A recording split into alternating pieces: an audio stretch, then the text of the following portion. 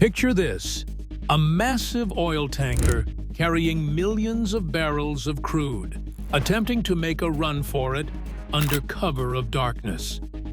American helicopters roar overhead. Armed teams descend onto the deck. The ship is taken. No shots fired, but a staggering blow struck. This isn't a movie scene. It is happening in the Caribbean. The United States is actually taking control of tankers that have Venezuela's oil. And there's another one they're pursuing for a third one.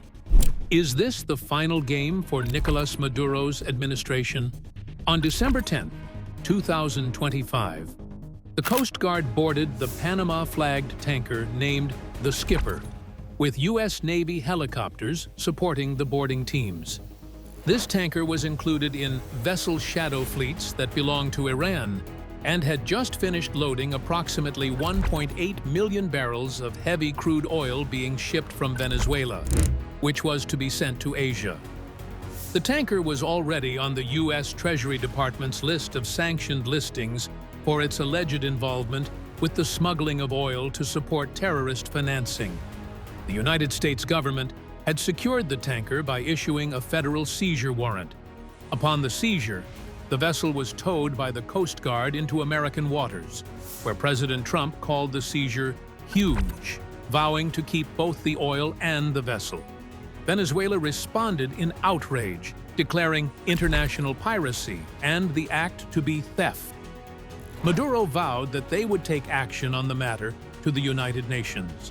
However, oil is the lifeblood of the Venezuelan economy and generates over 90% of the revenue required to run their government, military, and import goods to their country.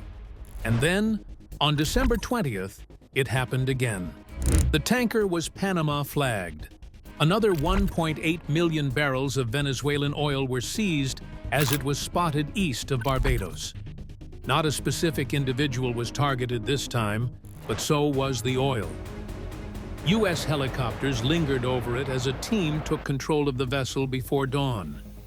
Homeland Security Chief Kristi Noem posted video footage of it all, saying it was part of efforts to defeat the narco-terrorism bankrolling Maduro. However, the second attack changed all this. It showed that any tanker carrying Venezuelan oil that violates sanctions was up for grabs. The exports went into a tailspin. Tankers full of oil remained parked at Venezuelan ports instead of being at sea on their way to their destinations. Buyers canceled orders. Insurers withdrew their services. China is their biggest client, and they labeled it a serious violation of international law.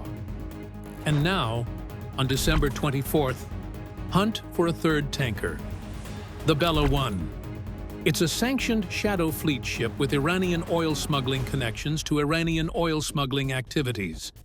It was a clean tanker headed for Venezuela to pick up oil, but it emptied the decks and headed out to the Atlantic as the U.S. Coast Guard intercepted it. U.S. verification. Active pursuit is underway with additional forces en route, said Trump confidently. We'll get it. Over 5 million barrels are out of the market for Maduro. What's behind the escalation? Trump declared a total and complete blockade on sanctioned tankers after labeling Venezuela's regime a foreign terrorist organization. The aim here is to choke off the cash that props up Maduro's rule. These shadow fleets have been dodging sanctions by falsifying flags, switching off tracking systems, and transferring cargo mid-ocean. But those days of hiding are over. This isn't an act of war. It's legal enforcement backed by judicial warrants. Still, the stakes are high. A single misstep could ignite a real conflict. Venezuelan exports have come to a standstill, tightening oil markets and pushing prices up. Meanwhile, China and Iran are keeping a close eye on the situation.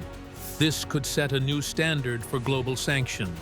To find out what happens next, like the video and subscribe, and stay with us.